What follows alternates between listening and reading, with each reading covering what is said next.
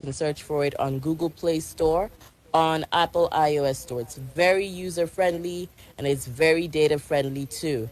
We must not forget, we most definitely must not forget. Definitely, I am definitely. Odera Otaru. And I am Benga Fayem. I have a particular grouse this morning. I walked in the studio this morning. Of course, I'm going to report the gentlemen of the press, as it The were. gentlemen are looking for money. It doesn't matter. Let's It move doesn't on. matter. It doesn't matter. I don't know. It's just good courtesy. I walked in this morning looking fabulous, if I do say so myself, and not one of them. There are three. Well, there are currently five in the studio, but I'm going to have to excuse. I'm going to have to excuse the two. They came in a bit late. Yeah. But not one of them could tell me how good I looked. And Benga's excuse was, go ahead, you're looking for money. That today is Thursday, No, the 9th no, of no. September 2021. Let's talk about International Day that is supposed to be commemorated today, actually. So that's my excuse. I don't have Okay. anything to say. All right. Okay. The boys are busy. What do you mean boys are busy? You make all right, let's just proceed to the issue of the day. We'll be back.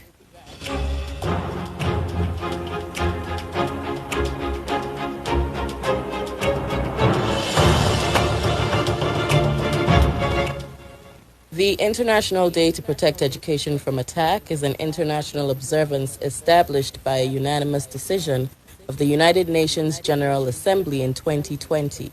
It is observed on September 9 of each year. The day generates attention to attacks on students, teachers, and education institutions during armed conflict, the use of schools for military purposes, as well as efforts aimed at promoting and protecting the right to education and facilitating the continuation of education in armed conflict, including the Safe Schools Declaration.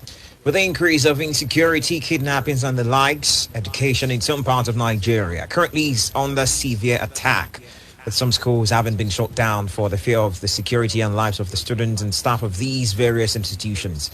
In a report by SPM Intelligence, Nigeria's geopolitical intelligence platform says at least 1,409 students have been abducted in Nigeria in the past 19 months. The most recent of these attacks is the kidnap of 73 students of Government Day Secondary School Kaya, Zamfara State, prompting authorities to close all primary and secondary schools across the state.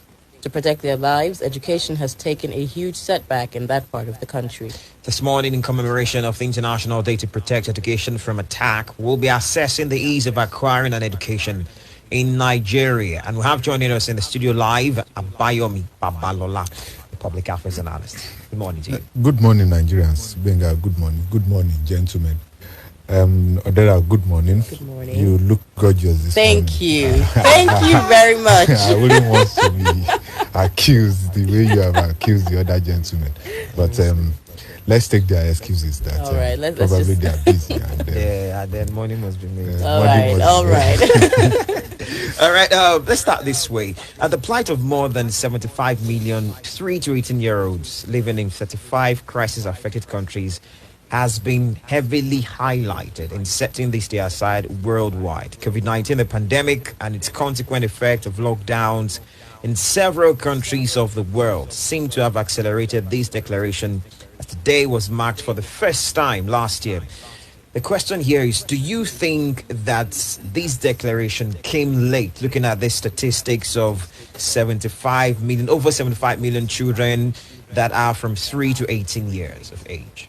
Well, I wouldn't want to say the declaration came late because for me, there has been some declarations, some days dedicated to some things that you feel they are not really necessary.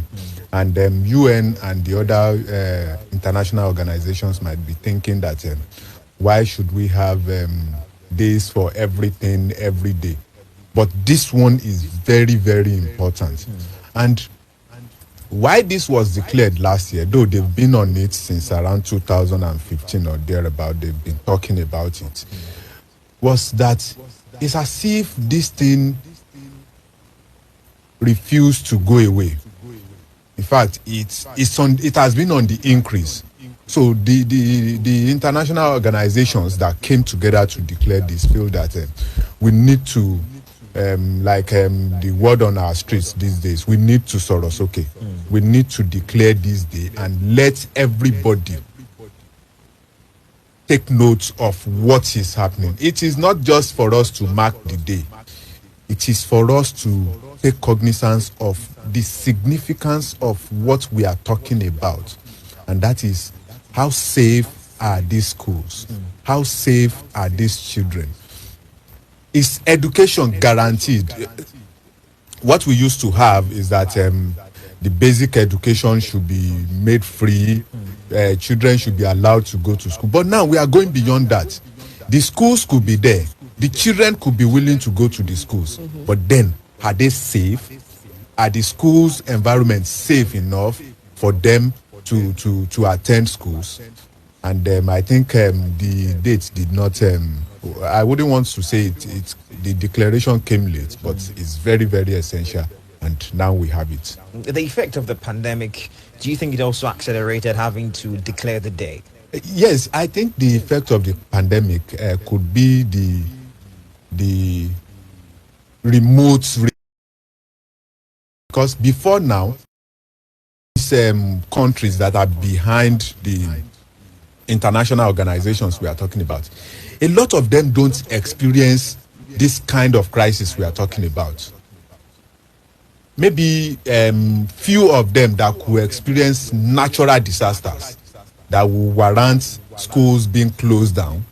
But when you are talking about violence like this, attacks, kidnappings, killings, a lot of these countries don't experience such thing. Maybe you have one-off incidents like a lone shooter going to schools because he has a particular grudge to settle with some people or the government.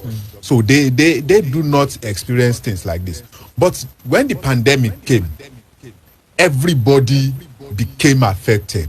All countries, virtually all countries, had to shut down schools for them to have a way to deal with the pandemic. And today we have reasons. Now we are no more talking about the pandemic per se, but going beyond the pandemic, there are some other reasons why schools will have to be closed down. And that is why we have the day. All right, bringing it back down to Nigeria, we already know what we're facing security-wise, the challenges that are being faced, especially up north. We read out statistics in the prologue about 1,409 students being kidnapped. Recently, there was a mass kidnapping of 73 students in Zamfara State, and that has led to the authorities shutting down primary and secondary schools. Now, there have been rumors about the actions of some of these terrorist groups and their aversion to Western education, as well as their vows to make sure that Western education is eradicated in that part of the country where they believe in, they believe in whatever they believe in.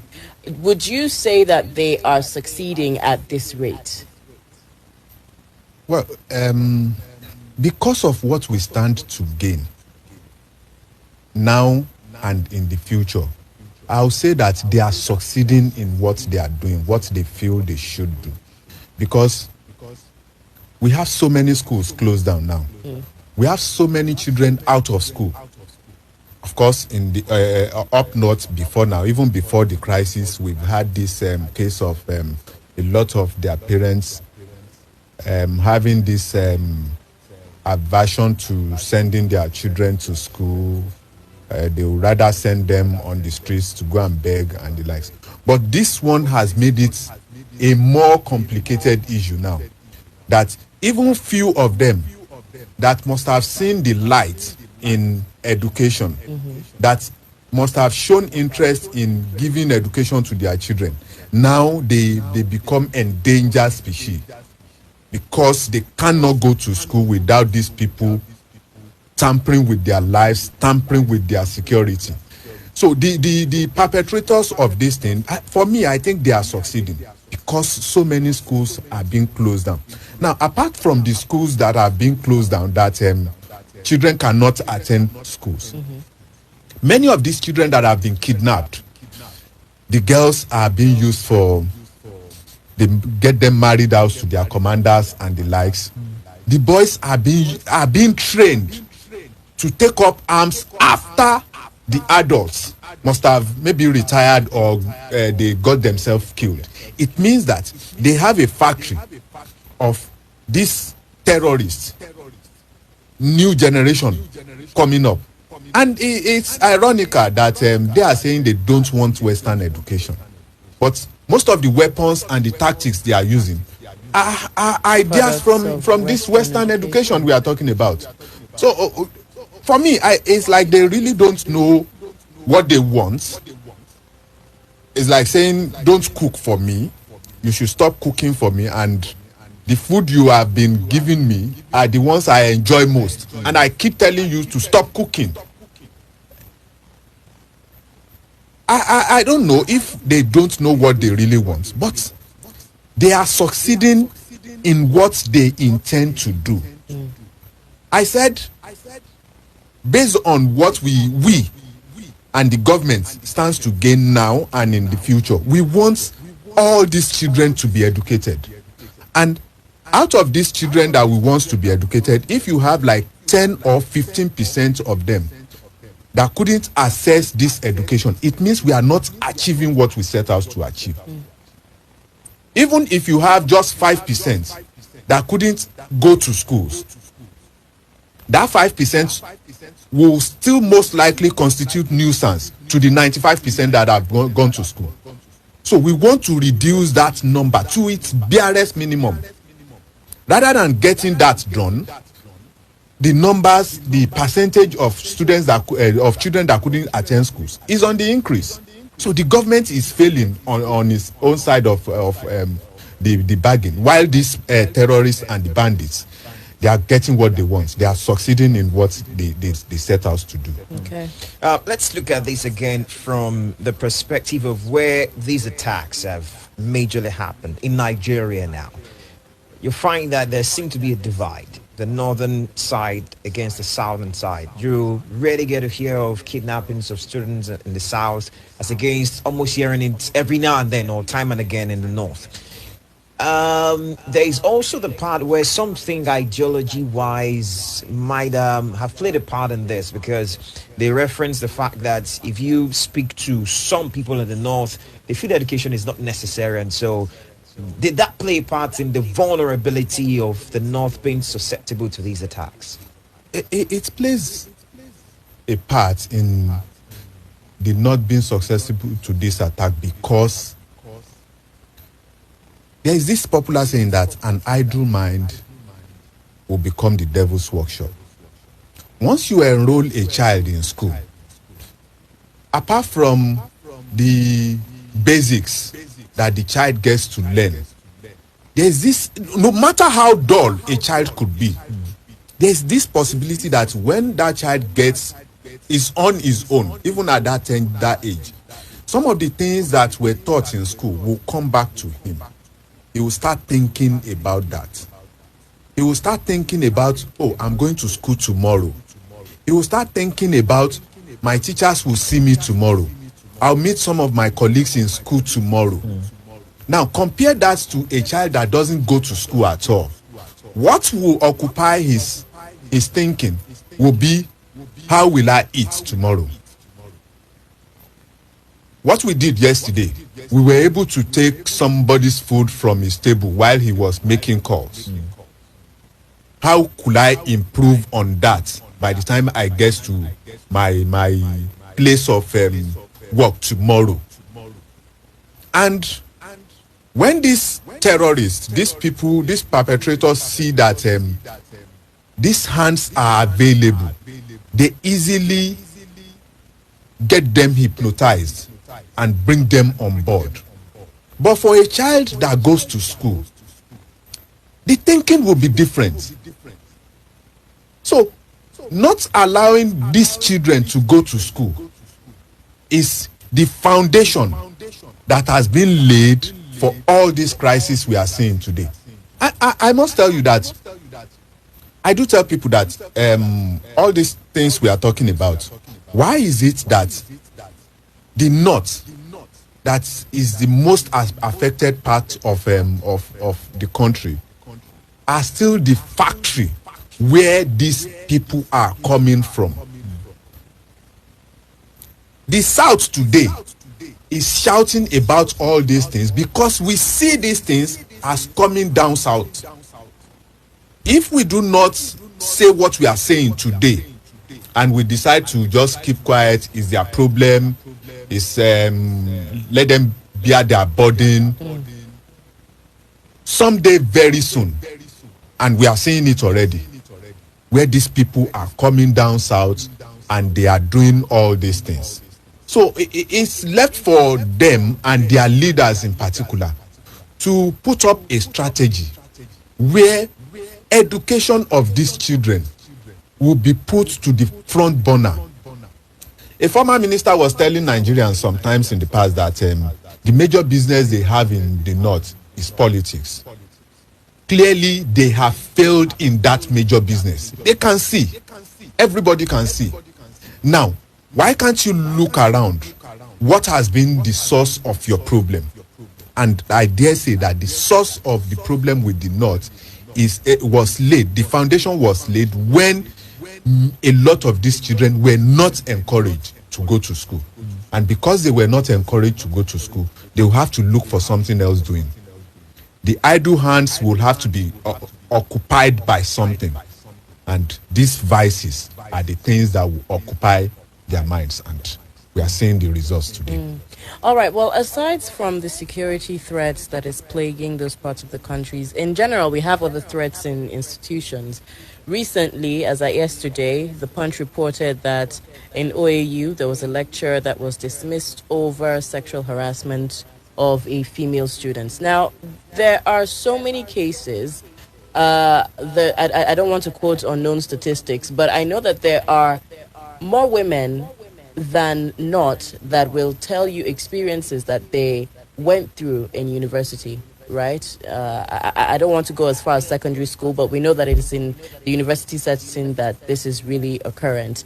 And then they will tell you that they had some experiences with some lecturers that they could not come out and report to. It's not like in this, like you say, Sorosuke generation, now that this generation is a bit more bold to come out and say, you know what, you cannot do this to me, I cannot take this.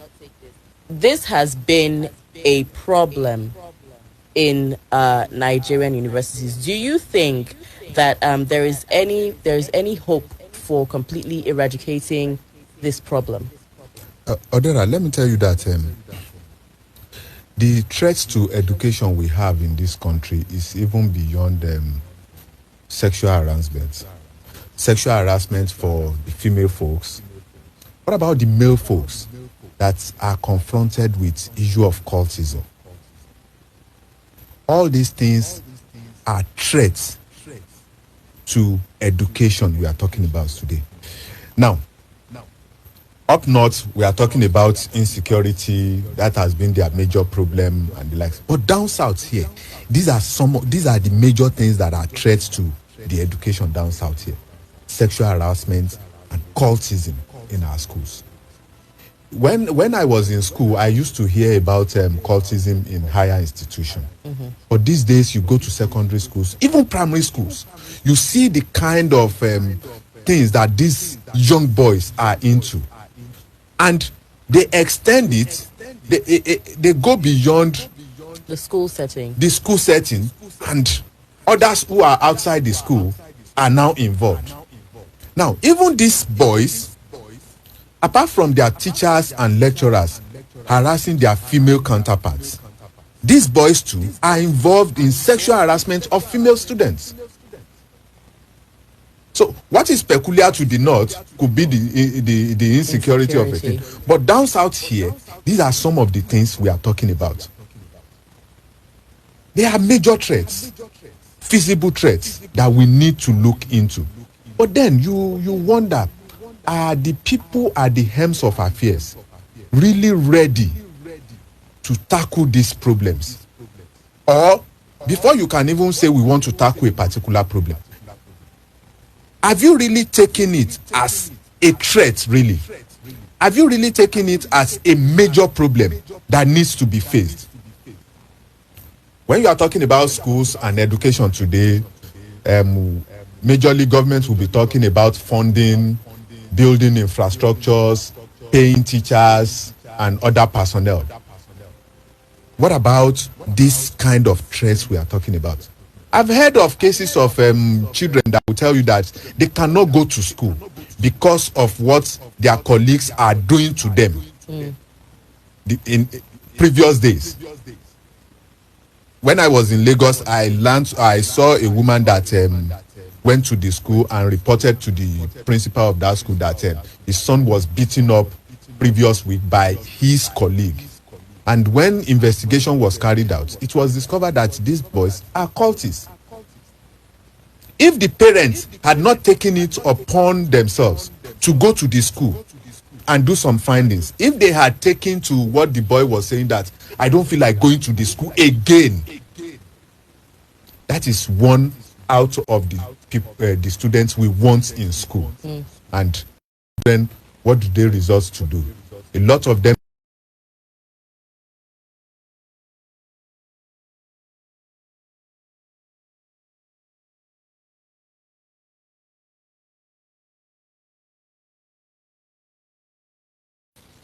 and the government to look at these things as threats. Let's look beyond we want to pay teachers. Let's look beyond we want to build infrastructures. What are other things that constitute threats to education in this country? And these are the things we need to start working on. Okay, looking at sexual harassment and cultism, what would you suggest as ways to curb them? Well, to start with, if somebody is caught for engaging in something bad and consequences are not properly meted out, there is this belief that you give other people the encouragement to go into it. We've had so many cases of allegations of sexual harassment, allegations of cultism, and you not hear what the outcome of the investigations will come out to be. Before now, we used to have skirmishes of all these things, but now they'll tell you that I've forgotten the street parlance they normally use, as if they fly the color out there. They do it with that impunity because a lot of them believe that they have somebody up there that is giving them the necessary backup, and they feel they are untouchable.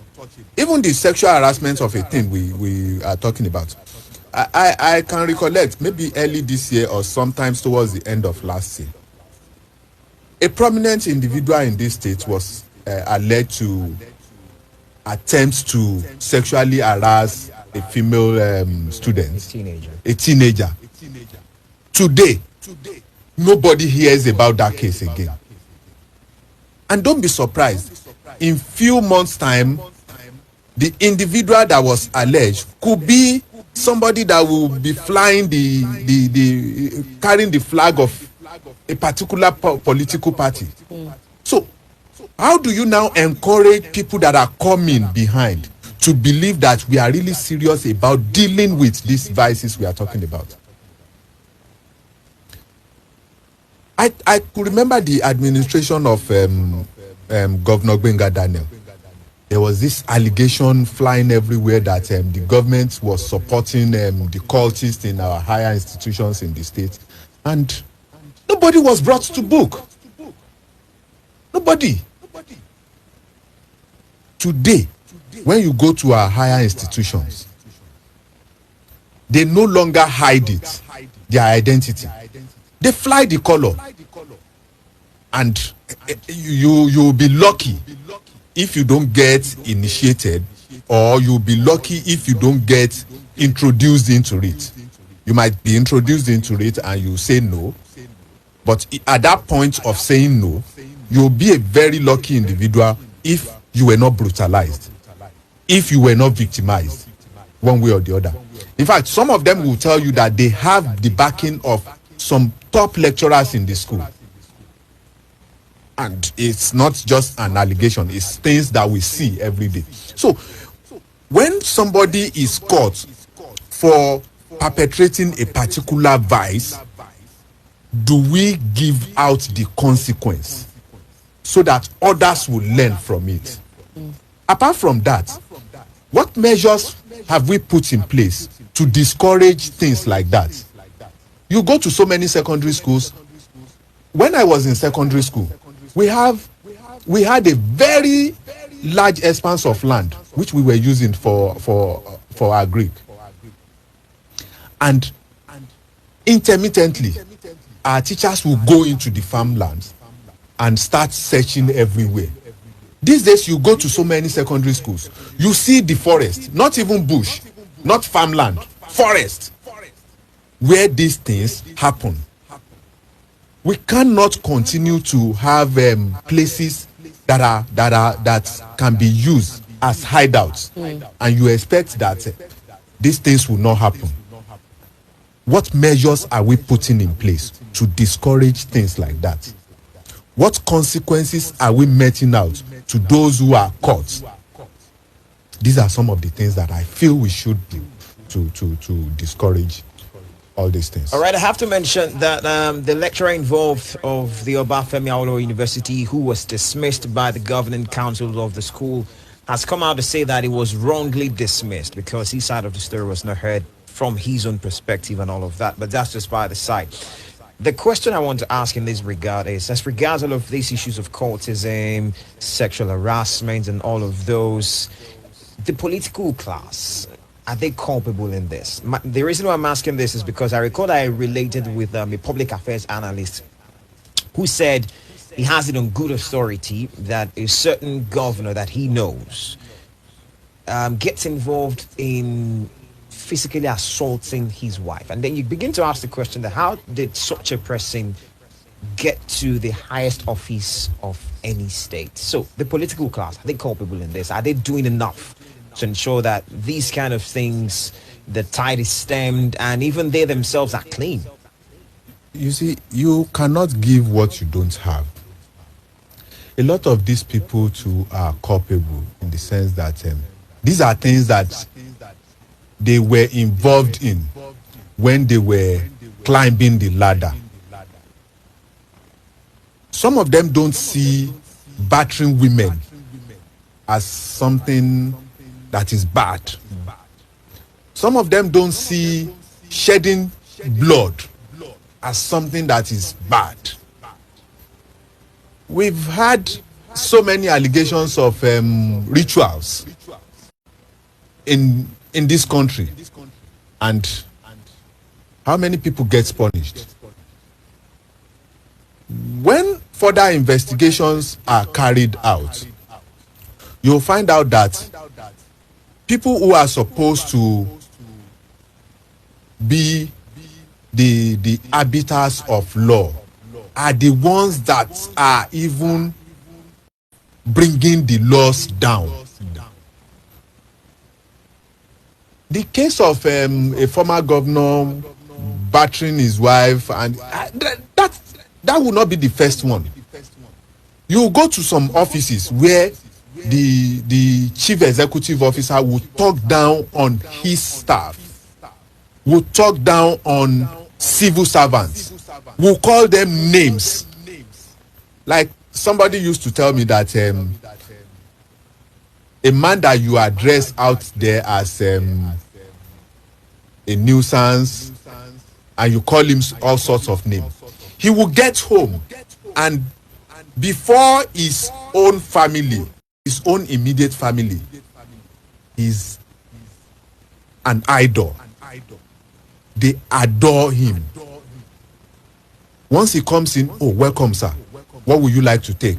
Have you taken your bath? These are the kind of things that we should put in ourselves. That this man deserves some respect. Despite the fact that I am the one paying him. He is my subordinate. But that does not take away the human nature in him.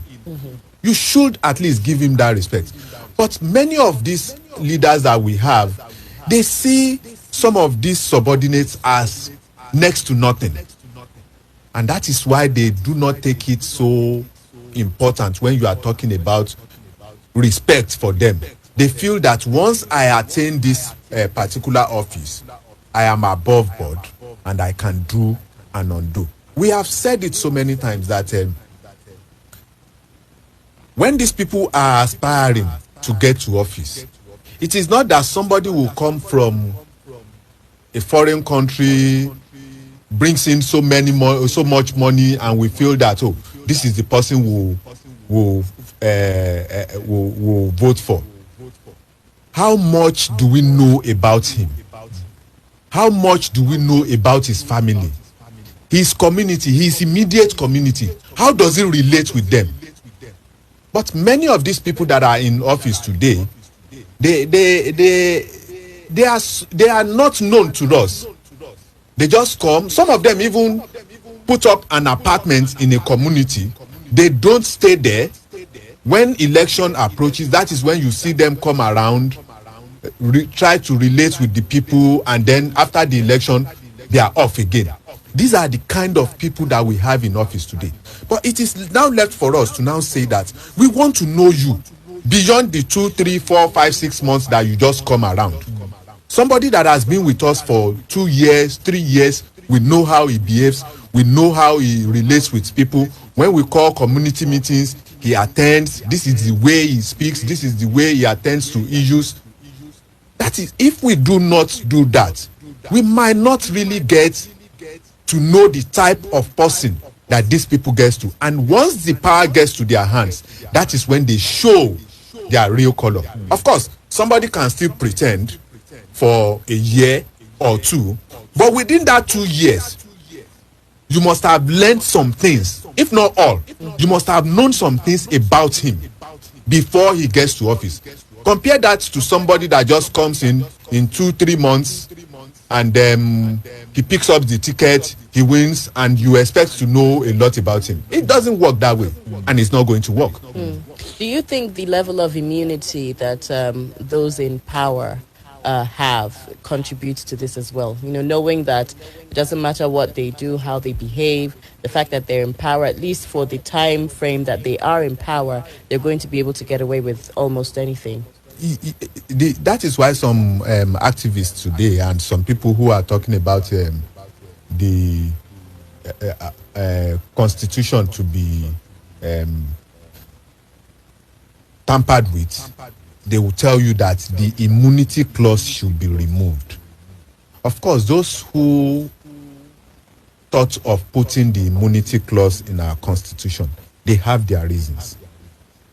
And if you listen to them, you will know that we need that immunity clause to an extent. Okay. But then we have made use of that clause to the extreme, where you believe that anything, in fact, some of them almost rank themselves at par with God, because they believe they can do anything at any time.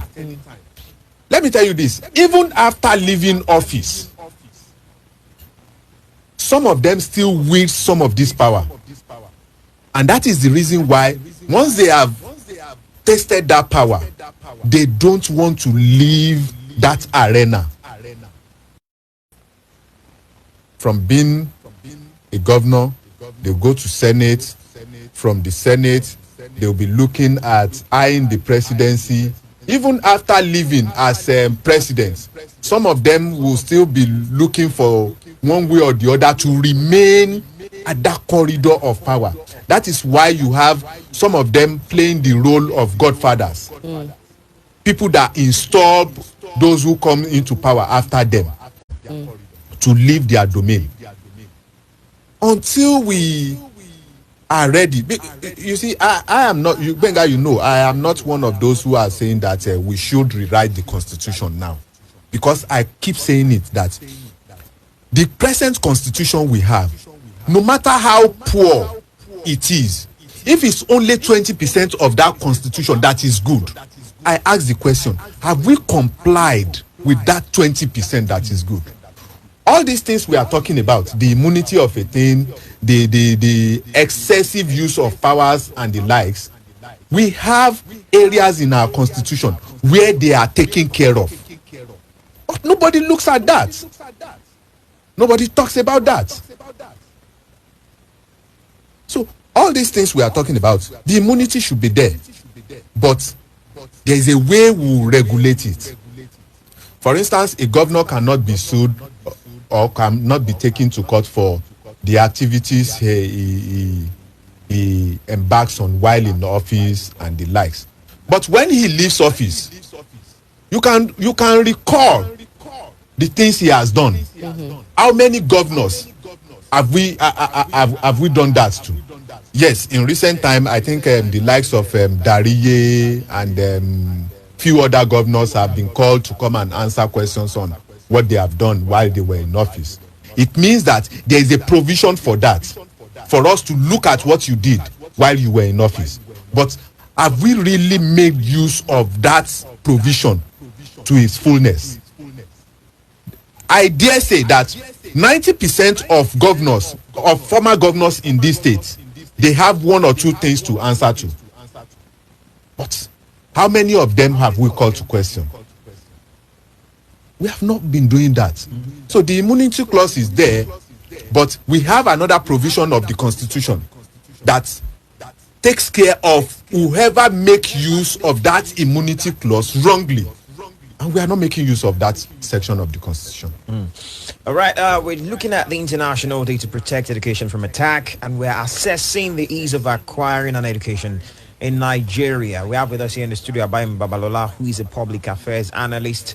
Well, as they usually get to say that Wahala, no, they finish. I mean, I'm sure questions too never get exhausted. So, but let's come to you listening to us. If you have questions or you also want to pass comments in this regard, feel free to call us up on 0817 444 1067 0704 400 1067 and 0817 555 1067. Good morning. Hello, good morning. Good morning. Tajudeen from Agbon. All right, speak to us, Good morning, Tajudeen. Mr. Abayomi. Yes, I would like to say that I would like to ask what was the impact of these Boy Scouts and Girl Guides back in those days, even the man of war, because now I can see that most schools do not have these provisions. Boy Scouts, Girl Guide, man of war. I believe that is more reason why cultism has even eaten deep into primary schools, not only tertiary institutions, primary and secondary schools. So what do you think has been the impact, or would be the impact of the Boy Scouts, the Girl Guide, and the man of war if they have been reintroduced back to our schools? Thank you. Thank you very much, Tajudeen from Agbo, for calling us. Let's see if we can take more calls so we can just lump all of them together and get to answer them at once. 0817 444 1067 0704 400 1067. Good morning. Hello. Hello, good morning. Good morning. Good morning. Abayomi, my name. All right, speak I'm to us. calling from Nigeria. All right. My brother, sir. The Yes, sir. issue of this concern we are talking, we are not saying totally, but majority of it that deal with people for the good structure have faulty because of these people that are dealing with the military and the ethnic mind. Okay. That is the governors and the government and the local government as well, everybody on one side, just an empty line. We have to complain, but to do it, those people that are enjoying it, they are not ready to yield to the people because the way they put the concern to address the constitutional review, I believe it's too compassion. That is what we are now looking at. And the basis of them taking look at Nigeria as we are not yet a nation. We are still a country.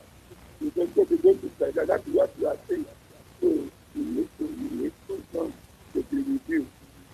Thank you. Thank you very much, Abayomi, for talking to us. Let's see if we have one or two more calls and then just have Abayomi answer all the questions at once. 0817 444 1067 0704 400 1067 and 0817 555 1067. Hello, good morning. Hello, good morning. Good morning. Nicholas. Nicholas, thanks for joining us. Yeah. Am I too clear? Yes, very well. Go on, please. Yeah, you have put on different issues, but I will just give my own point. The Nigerian universities are not located on Italian or German soil.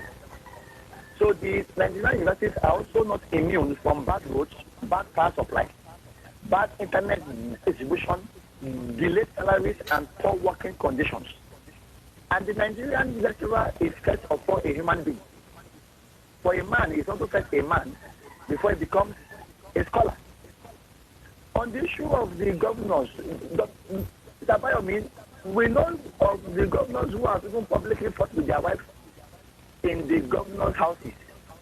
In fact, there was a particular one in the southeast who locked his wife until she was almost running mad.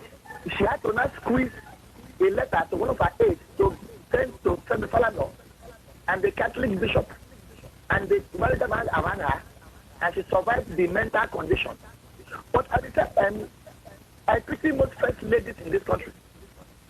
But when we saw a video of a serving senator that slapped a woman in public, another woman has fallen in love with that senator. So sometimes we cannot blame Buhari or the Badadu for the inability of the girl side to try and be informed. It takes nothing. The United Nations will not come down to tell you to know how to be informed, to know those who are monsters or Komodo dragons. Two, your guy said it is with education. It is difficult to conscript anyone for deadly purpose. I agree with him. But in the north or in the west, the 1 million boys and the Bado boys in Lagos, they were not full and get many. Anywhere you have unemployment and poverty and ignorance, all in a triad, crime and prostitution is just 2 steps away. And when you have a place where people are indoctrinated that a jobless young boy can have 4 wives, and this wife can be women who just got their first menstrual cycle at 12. The children they will produce naturally will be malnourished. The ones who are angry will become bandits, and the ones who survive, we have to beg us to use 100 as a cutoff in 400 as down. On the issue of sex for grades, Deva, I am happy you were careful with using statistics unknown. As a student of genetics, I know the danger of using unquantifiable statistics in experiments. But I can tell you too, for free, that there are ladies in high offices in this country who got there through sex for grades. I can tell you that there are female coppers in the choicest PPA who got there because they were close to the camp commandants and directors, while their counterparts are thrown into the widest forest and are forgotten there. But that is another whole issue entirely. On the issue of the governors trying to be relevant, Nigeria is the only country where a former governor would have the power to conduct a parallel Congress. Nicholas, you have to bring it to round up. Okay, yes. In fact, in the United States, there's a policy that once you leave power, whether the president or governor, you don't even comment on any policy on the new man. But we are operating a kind of swing system here. Thank you very much, Nicholas, for talking to us. Quite a whole lot that is mentioned there, but we can take one more call and then we'll come to Abayomi to answer all of the concerns and questions all at the go. Hello, good morning. Now, your radio is interfering, that's why I had to mute this, so please turn it off. Hello? All right, you might have to call us again. Seems as though you're not ready for us. 0817 444 1067 0704 400 1067 and 0817 555 106. Perhaps you just wanted to do justice to the questions and the concerns raised so far. Yes, let me quickly say that Abayomi Togunlai was talking about the constitution review. I am aware that the topic for today is not really on constitution review. Exactly. We'll come back to that. But let me quickly answer this, that we should know the primary responsibility of our legislators. We shouldn't wait until they will say they want to constitute a committee for constitution review. They are supposed to be working on this constitution every day. Every day. So if they had been doing their job in the last 20 years, if our legislators have been doing their job, probably virtually all our constitution must have been reviewed today. But nobody can tell what they do. So, like I said, the issue of constitutional review is not for today. Right. Now, Tajuddin from Agmo was talking about voluntary organizations, yes, the Boy Scouts, Man O' War. And to add to that, other extracurricular activities in schools. We find it very difficult to go back to those things now because we have other things occupying the space today. When you go to schools today, the curriculum has been changed. You wonder how teachers cope with.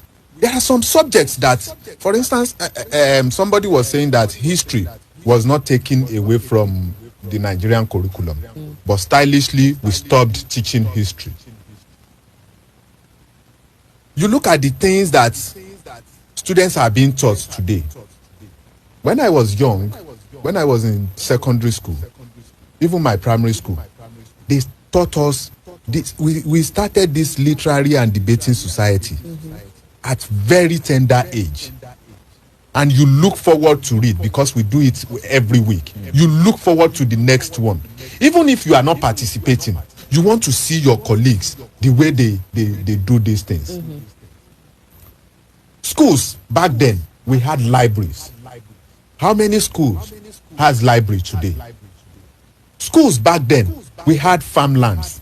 How many schools had farmlands today? But today, you look at secondary school, you look at some schools, by 10 a.m., by 11 a.m., you see so many of these students walking around the streets. The last I heard about Man O' War, a particular higher institution, I'm not going to mention the name of the school, those who were in the Man O' War are the cultists. They were alleged, and after investigation, it was discovered that all of them in that Man O' War are the cultists. So, how do you... They taught us the basic of self-defense by then. Today, you don't have all that. And I don't know the administrator that will go back to that. I think the former governor of Osun State, Rauf Aregbesola, at a point was saying he wants to bring back Boy Scouts and the likes. He even got a uniform for himself back then. But that policy, was it followed up? Today, we don't have that. And these are some of the things that we need to go back to. A governor don't need Mr. President to tell him that. A commissioner for education don't even need the governor to tell him that. It's a matter of sitting down, bringing up these new ideas, new innovations. Even the new innovations of a thing, if you can't think of new things, you can visit the old ones and bring them back. This is part of the old ones that can be visited and we bring it back.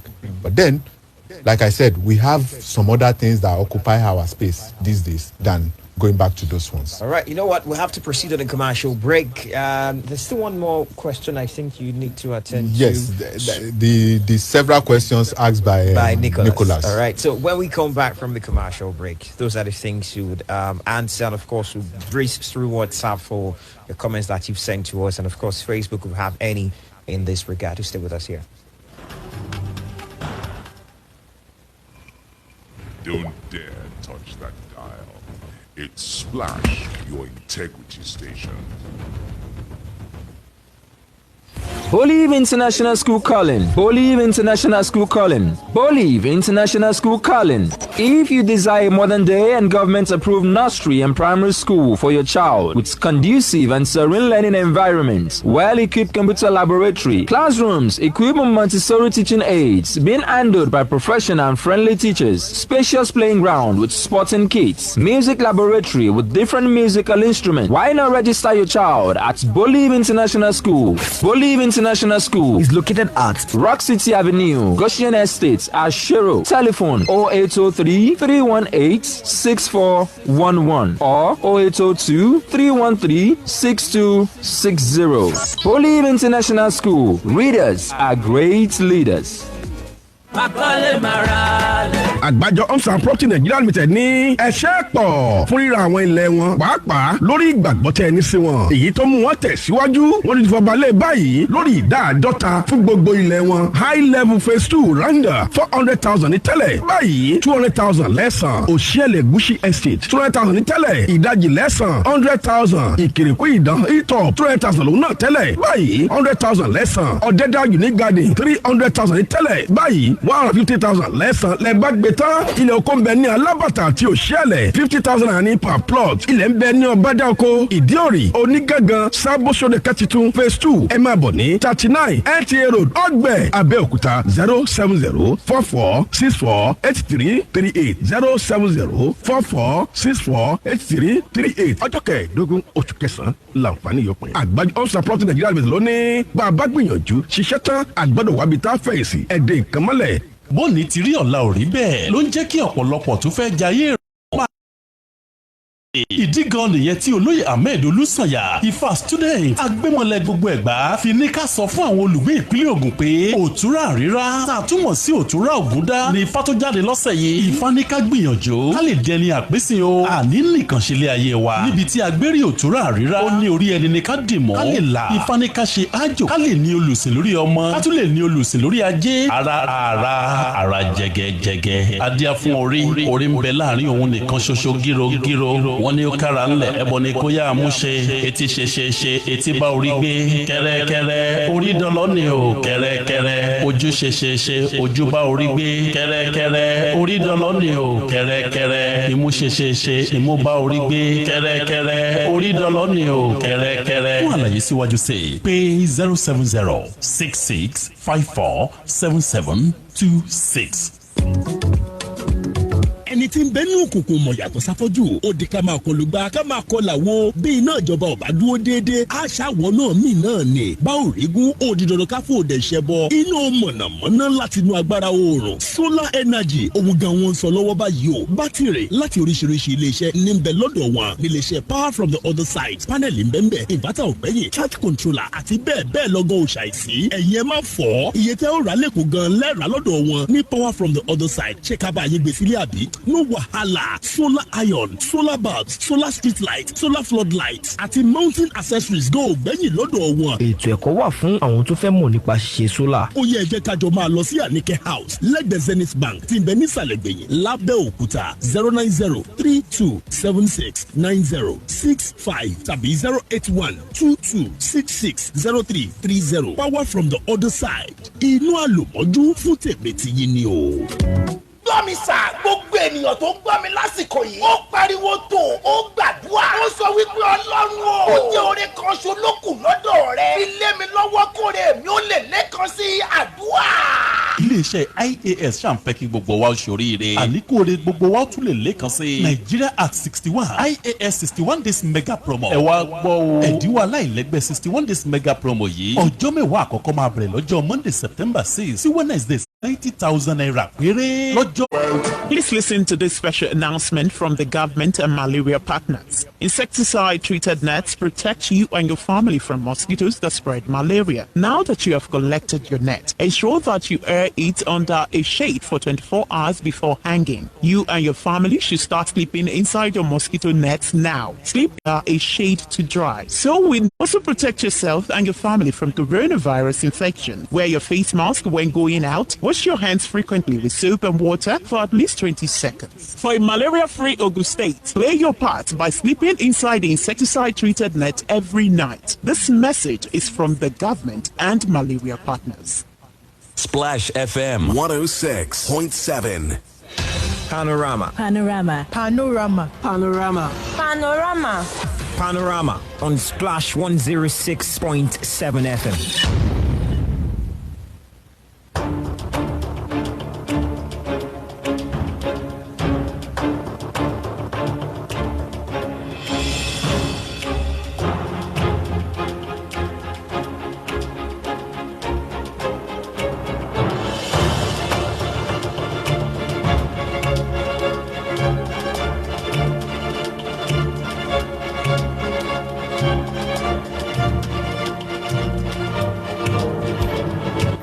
Your dial is still tuned to Splash 106.7 FM. This is Panorama returning from our commercials break now. With us is, we have Sir Eddie I know here. Good morning to you. Yes, on this segment from the pages, which is where we take you through a few stories from the newspapers this morning. I have with me the Punch newspaper. Here with me is Nigerian Tribune. All right, before we go into that, I think I should take some comments from the issue of the day that we were not able to take because of the time. One, good morning, Benga. I know one thing I know well is the school to listen to his own side before passing real judgment, because it doesn't sound fine to listen to one side. The Yorubas will say, oh, wow, this is where you have absolutely Olajuwel. As regards, I don't know, maybe he meant to say the lecturers. As regards the lecturers, so many vices plaguing the educational sector in the country. Whatever the North is experiencing now, maybe he meant to say security, is because of what they have sown. They sown wind and now they're reaping whirlwind. It is a known fact that the North has many mosques. Also, the brainwashing of the people of the North, that Arabic education is to be preferred to Western education, forgetting that even Saudi Arabia, where Islam emanated from, cherishes Western education, is a misnomer. You cannot be more Islamic than Saudi Arabia. The northern leaders are also culpable in this regard. They, as a result of their selfish political interest, this is a lengthy one, systematically shortchange the people from being educated, basically because they want to have them as their foot soldiers for electoral malpractices. In the South, whereby 120 students are jam-packed in a class, and such a class is having up to 8 arms, what do you expect the school to do? How do you expect the students not to boycott classes and join bad gangs, when for a week they might not be able to experience any teacher coming to class? Go to all the secondary schools in Abayomi and see how those students are packed. Our leaders have destroyed our education sector. Instead of employing more teachers, the reverse is the case. From Olajuwel from Itaushin. All right, now we will proceed to from the pages. I have with me the Punch newspaper. Here with me is Nigerian Tribune. All right, headliner, Wike talks top, Lagos defends bill as FIRS writes to National Assembly. Rivers orders firms to begin payment. FIRS letter won't stop us, says Lagos. Rivers generated 15 billion naira, got 4.7 billion naira. Punch newspaper this morning. Nigeria records 1.87 trillion naira trade deficit amid rising crude exports. That's on page 21. NMA, NARD blaming Gige for prolonged strike. That's on page 8. NDLEA seizes 6 billion naira drug linked to ME's criminal gangs. That's on page 5. Buhari holds aides sued. Page 8. Families throng Lagos cemetery as fallen Lagos doctor turned Uber driver and steal car. Pages 4 and 5. Buhari's visit. Police warn troublemakers. MASSOB seeks Kanu's release. That is on.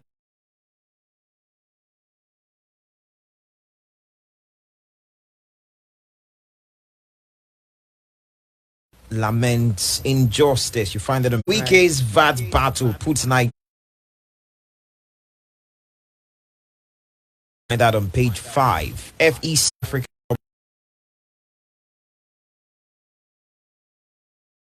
Consolidate on gains publishes 2020 audited financial statement.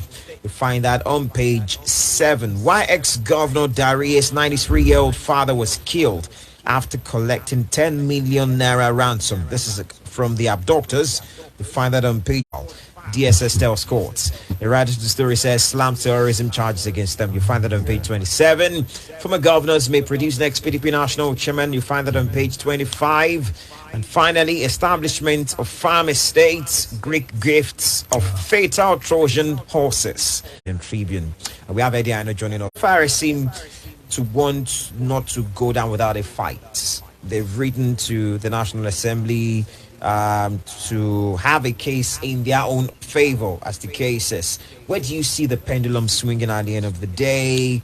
And as it is, where does this even lead? It's a mouthful, like you rightly said, because we behave in this country, like a proverbial ostrich, that hides its head in the sand, forgetting that the flanks are open to everybody to see. Right. And our leaders, after a smooth running of this federation, because there had been cases in courts, that are decided in favor of states. There was this Okala, pointedly that because VAT is a consumption, tax, and it is location specific. Location specific. So in other words, Ogun State is a location. Right. Oyo is a location. Lagos is a location. The federal capital territory in Abuja is a location. So because it is location specific, whatever it is consumed, what is VAT? It's a consumption tax that is charged on either services, services provided, or what you procure, what you bought. So what anybody buys at any point in time. So how can anybody now be coming to those states, to collect? Another case, and you have to praise Lagos State for it. Lagos State has challenged the federal government on many occasions. In fact, it challenged Lagos in relation to all the federal government left behind and was still laying claims to it. The Ikoyi, right. This Ikoyi that and all that, and won that case in court. In fact, at times it went to the Supreme Court. Another was the inland waterways. Then the third one, consumption in restaurants, in hotels, and events by us. And the court decided in favor of Lagos State. So what are we talking about? There are precedents. So the Port Harcourt judge,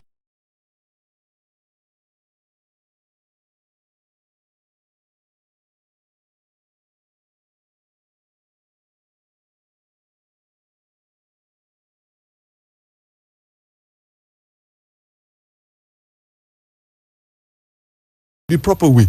Malami knows, and on many occasions, even look at the issue of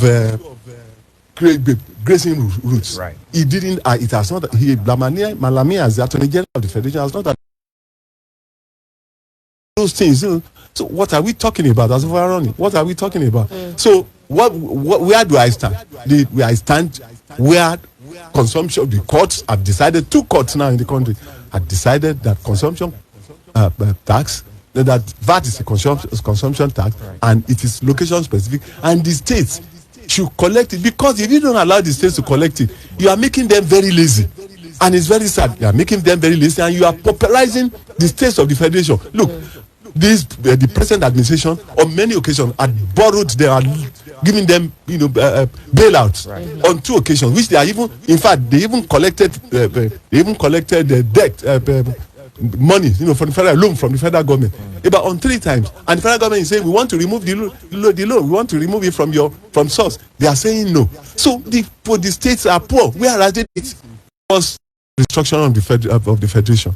This is and it is there all along. The constitution said it, that this VAT must be collected by the states. It's a constitution. But the federal government wants to go through the back door now to tell the National Assembly, pliable National Assembly. Because they are pliable, they are manipulable. Just do whatever you want them to do, they will do it. They now want them to include it in the exclusive legislative list. Whereas the Constitution is very brilliant. The drafter of the Constitution said no.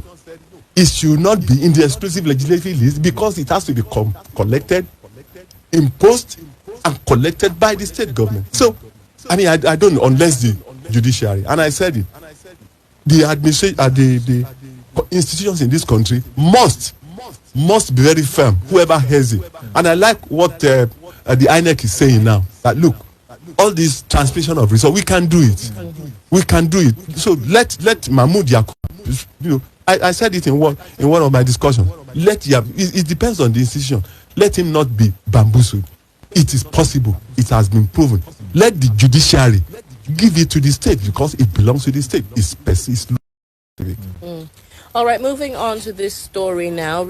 Sorry, before we move on. Okay. I thought we should look at this also from the perspective of several people who are seeing this as the first rays of light of true federalism. Do you side with them? No, I side with them, and that's the reason why states must be bold enough. Well, we have been seeing instances now.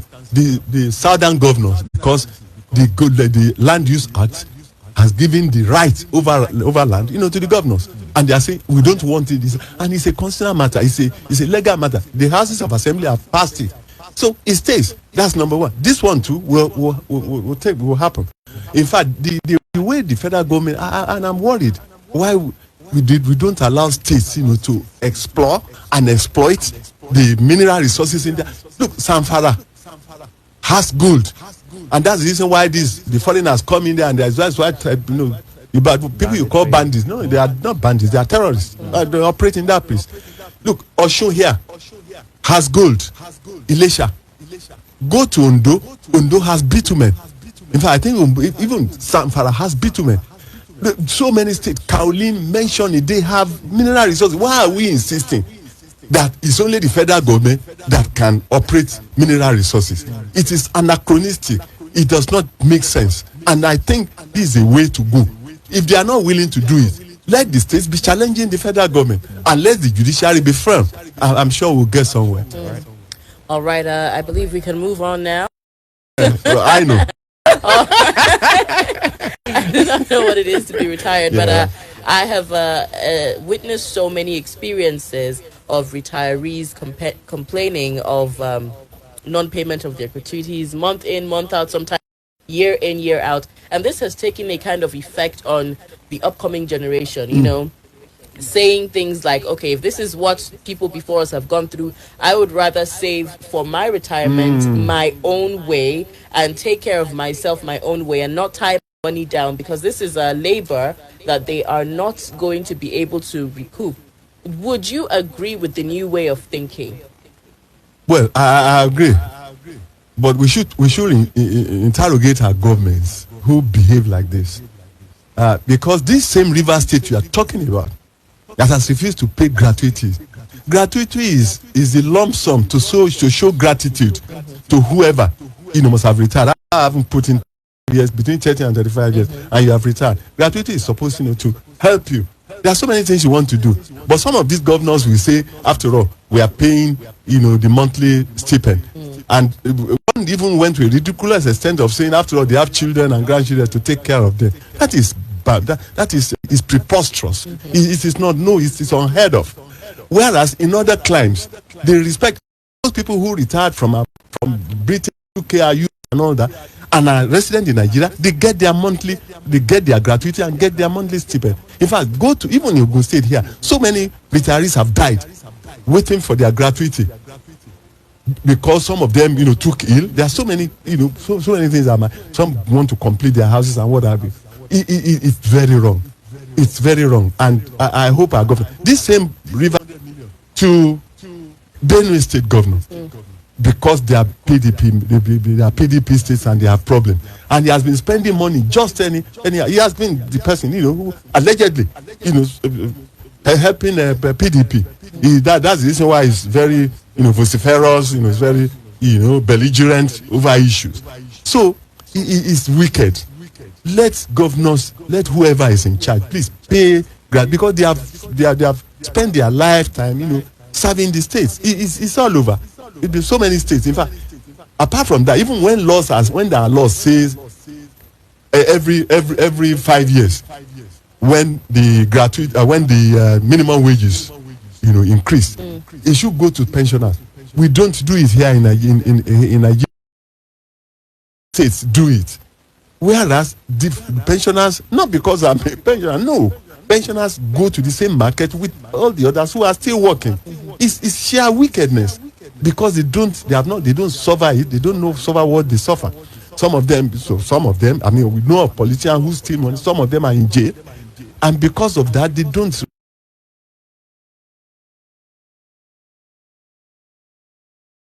It's happening, and that's the reason why the youths or those who are coming behind us do not want to do it again.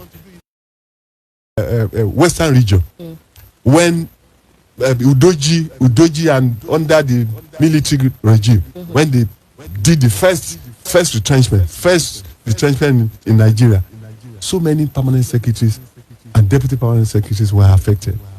Whereas in the whole Western region, I saw it, I worked there. Look, a permanent secretary, very respectable. Their biggest car was Mercedes Benz, and they were contented. They depended on their salaries and gratuity or whatever they go, even government houses. But when some of them were retrenched without any cost. Part of this on Facebook. The handle is at Splash FM 1067. Feel free to drop your thoughts using the comment button on the live video feed that you find. Just hit it and of course send us your comment. We'll read it when the time comes. Let's look at Sunday Igboho, his aides, and then this writer about slamming terrorism charges against the two aides. How does the case the DSS has against these aides equate to terrorism? Are they trying to water down what terrorism is supposed to be? Well, in Nigeria, those who should be regarded as terrorists has been rebranded as bandits. What is banditry? These guys are terrorists because they kill, they maim. In fact, they kill in hundreds, and that's what people are saying. In fact, since the government got in 2015, people have been clamoring. Even the international community regards Boko Haram as a terrorist organization. We are yet to declare them as terrorist organization in Nigeria. Even the activities of some headers, especially those who came from other climes, to Nigeria, and have been killing, kidnapping, and raping people. They don't regard them as terrorists. So it's sad. But when you talk of Igboho, Igboho and Kanu's case, to terrorism, I do not know. Especially Igboho. Igboho was organizing, non-violent, protests all over Nigeria. If I was to do it in Lagos when his house was, bombarded at 1:30 a.m., the UN, there is a clause there. If you want self-determination, take your case to us. I mean, they will, because it's a peaceful way of saying we are no longer interested in this union because it's no longer paying us. It's lopsided, it's skewed, it's imbalanced, and it wreaks havoc on the populace to the extent that we now have, you call in Igboho's area, in fact, his uncle was first affected, kidnapped and killed, and that was the time now we now came out, and he succeeded in sending the leaders of these Fulani headers, he sent them from that's what angered them. I mean, if we have a situation whereby people who kill and maimed are not, you cannot even pick one of them. And it's just until recently they announced the Sambisa. We have so many of them. In Benue, we have the forest where they attacked the governor of the state on his way back from his farm. So why don't you take the battle to them? And it's surprising because when PMB came in, he told the chief of army staff, you can't stay in Abuja and be fighting Boko Haram. Go and stay there. Take your headquarters to that place. And it worked at that point in time. But now they relax it and you now find cases of. So for me, Igboho is a freedom fighter, and we have seen them all over the place. The Che Guevaras of this world in Cuba, the Fidel Castros of this world, so many. We have seen them, and they succeeded in so many areas. So I do not equate it. Well, trust the DSS. I mean, when I had one chance, well, the definition, I was suspecting the definition because the definition, the one chance people I know, they operate in buses. I don't know whether it was in the bus but honestly, the DSS is an authority on its own. They behave like they behave the way they want. And although yes, because they are in charge of security, their ways must be different, but not when it affects fundamental human rights. I mean, just you release some, you didn't release some. Over what? You took them the same night. Yes, you must have interrogated them, but keeping them against the courts, and that's the judiciary, and that's the danger in it. The moment we refuse to obey the court order, it becomes problematic. Even over this wicked issue we are talking about, the status quo ante now is the judgment given by the Rivers State, the Port Harcourt judge. Say, Rivers, go collect your tax yourself, your VAT yourself. That's the status quo ante. But the federal government is saying no. It's before that judgment. No, it is not. It lawyers can call in and educators, but DSS must take it. Now that you easy. mentioned lawyers, I mean, Yeah. we've had the judiciary also embroiled in some sort of controversy in recent times. Right. Where do you see this swinging towards with all of that precedence from a certain lawyer giving a certain verdict in, I mean, a judge rather, giving a certain verdict in a state, and another court of coordinate jurisdiction giving another order that contradicts what the other court, the other judge has given? Well, initially I was worried, by this conflicting judgment, especially in courts of coordinate jurisdiction and all that.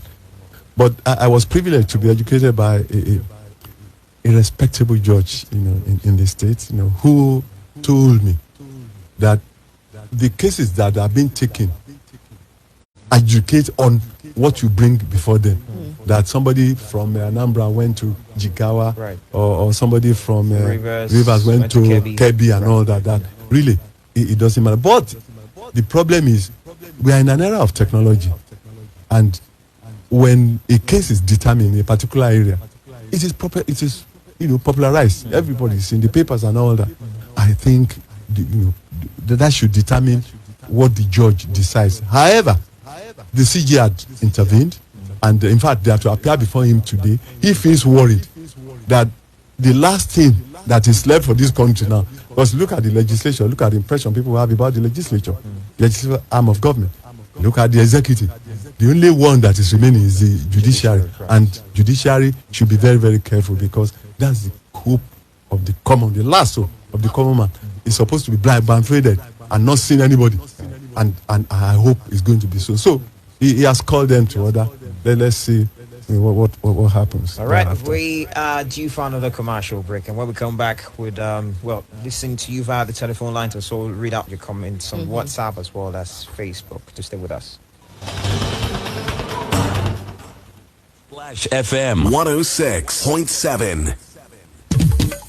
Egbògi kan ti délẹ̀ yìí, egbògi àtẹ̀jẹ̀ ṣe ni, ó dára fẹ̀jẹ̀ gidi gan. Veneto cleanser ló ń jẹ́ o. Veneto cleanser ló ń jẹ́ o. Ojú rẹ̀ ṣàjọlọ̀ lójoojúmọ́, kí làṣírí ẹ wà rí. Veneto cleanser ni. Já mi sí ọ̀rẹ́. Veneto cleanser egbògi àtẹ̀jẹ̀ṣe tí bàdàn tí ara wọ̀ yá ìjà rẹ̀ wọ́n mọ́lẹ̀ ṣe wọ́n yẹbẹyẹbẹ. Inú tó ń kú tó ń dàrú gbòdògbòdò kò bára rẹ̀ èrí inú ẹ̀jẹ̀. Amọ̀nà ti dé o. Veneto cleanser egbògi àtẹ̀jẹ̀ṣe tí a fi ewé àti egbò ṣe ní ọ̀nà tìgbàlódé. NAFDAC fòǹtẹ̀lù ME1 Nigeria Limited ni wọ́n gbé Veneto cleanser jáde. A wà ní nọ́mbà 17 Ọba Akínyẹlé off Adeogun Street, Aláàfin Avenue, Olúyọ̀lé Estate, Ring Road, Ìbàdàn. Telephone 08034051533. Fún títà àti rírà, ìwọ náà darapọ̀ mọ́ wa. Veneton cleanser, àmọ̀tẹ́kùn egbòogi tí ń ya kòkòrò inú ẹ̀jẹ̀ wẹ́lẹ́wẹ́lẹ́. ẹ̀yin ará ilé ìwé ará oko àǹfààní ilé oko ọ̀fẹ́ ti dópin o ẹ̀yin ìkó ìnílé oko àtúntí pàǹfààní múrẹ́dẹ̀ àfihàn kò ṣeé ṣe o. bàbá àjànàkú èyí kò sílé ọ̀fẹ́ mọ́ èló ni ká wá máa wá báyìí o. àrẹ wọn kú náà ni torí tìyín kó lè rọ̀yìn lọ́rùn ni àtúntí dínwó ilé oko kù ilé oko yà ń tà ní 50,000 tẹ́lẹ̀ àti sọ ní 25,000 naira ìbí bá wọn ẹrẹ kó tọ́ka sí ilé oko ìlọ́ra ilé ìtúnkà màmá iléeṣẹ́ First January Agro Investment Limited tún máa ṣe dánilẹ́kọ̀ọ́ fún dédé ẹni bá rálẹ̀ oko ẹ lè mọ̀ ń balẹ̀ yẹra mu àmọ́ fún yín lérúgbìn ìbáwùn yìí ẹ bá fẹ́ gbìn lẹ́yìn ìdánilẹ́kọ̀ọ́ ẹni bá ti rálẹ̀ látòní títí dọ́jọ́ 22 oṣù September rẹ̀ máa jàǹfààní ìdánilẹ́kọ̀ọ́ yìí o má dẹ̀ gbàgbé bó ṣe ń rálẹ̀ báyìí kó gba tíkẹ́ẹ̀tì lọ́wọ́ kan kó lè nípa nínú jíjẹ́ Toyota Camry Big Daddy àti Toyota Camry Mọ́sùlù àti sọyíyí kòtò síwájú dọ́jọ́ 12 oṣù December iléeṣẹ́ First January wà Lansarudin House Wari Road Pepsi Lábẹ́òkúta 081 65 64 65 35 ẹni bá lè kó bọ̀ o. Dear parents, all work and no play makes Jack a dull boy and Jill a dull girl. Why not let your children come unwind with us at the Splash FM monthly children's party? All birthday celebrants this month will get to have a rousing birthday celebration in their honor. A flat fee of 1,500 naira only will get your child access to all the exciting attractions we have. There will be a birthday cake in honor of the celebrants, face painting, games, Facebook page Splash FM 106.7 for more details. You fit fly. Wow, You Fit Fly brings to you another wonder as we embark on a holy pilgrimage to the Kingdom of Jordan. Of course, you have been to Jerusalem a number of times as instructed by the New Testament, but this pilgrimage to Jordan will help you complete your holy pilgrimage according to the Old Testament. Remember, River Jordan is where Jesus Christ was baptized by John the Baptist, and a number of historical sites mentioned in the Bible, like the point where Prophet Elijah was taken up by chariot of fire, as well as Mount Nebo where Moses stood to view the promised land, and the point where he struck the rock to bring forth water for the Israelites, and the miraculous Dead Sea, and a host of others. The holy pilgrimage to Jordan is slated for Tuesday 14th to Tuesday 21st September 2021, as led by evangelist J.A. Abdelakun Ayawa. Visit You Fit Fly office now, 68B Awolowo Avenue, opposite Fed Adventure Palace, Isalegbeyi, Abeokuta. Telephone 081-3378-5934. Adédiorú Àṣàbí ni orúkọ mi. Èmi ni àkọ́bí ọmọ fún ìdílé Adélọ́rọ̀.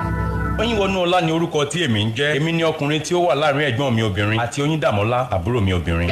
Ọ̀gbẹ́ni Àlàbí Adélọ́rọ̀ ni mí. Èmi gan ni olórí ìdílé wa. Digbí ni ọkàn mi balẹ̀ torí ohun gbogbo tí ìdílé mi fẹ́ fi ṣọdún bíi ìrẹsì, màálù, ògúnfe, òróró, tọ́kí àti bẹ́ẹ̀ bẹ́ẹ̀ lọ. Bí ọdún bá ti kù ọ̀sẹ̀ kan, nílé iṣẹ́ ABL máa gbé gbogbo àwọn nǹkan tí mo fẹ́ fi ṣọdún yìí fún mi. Ọkọ tèmi nìkan, ọ̀rẹ́ tòótọ́ kan ṣoṣo fún àwọn ọmọ wa. Àṣeyọrí wa yìí ṣeé ṣe nípa fífi 2,500 pamọ́ fún àwọn ọmọ wa. Èmi náà ń fi 5,000 naira pamọ́ nínú owó oṣù mi. Ọkọ mi náà ń fi 10,000 naira pamọ́ nínú èrè okòwò rẹ̀. Tó bá jẹ́ ti ìdílé Adélọ́rọ̀ pẹ̀lú ìrànlọ́wọ́ iléeṣẹ́ ABL. Ọdún Kérésìmesì àti ọdún tuntun máa dùn yùngàyùngà lọ́dọ̀ tiwa. Iléeṣẹ́ ABL wà ní nọ́mbà 47 Purple House Ìtòkú Road, Ìtamọ́rìn Junction, Abẹ́òkúta, Ògùn State. Ẹ pè 09026577587. Don't dare touch that dial. It's Splash, your integrity station. Panorama. Panorama. Panorama. Panorama. Panorama. Panorama on Splash 106.7 FM.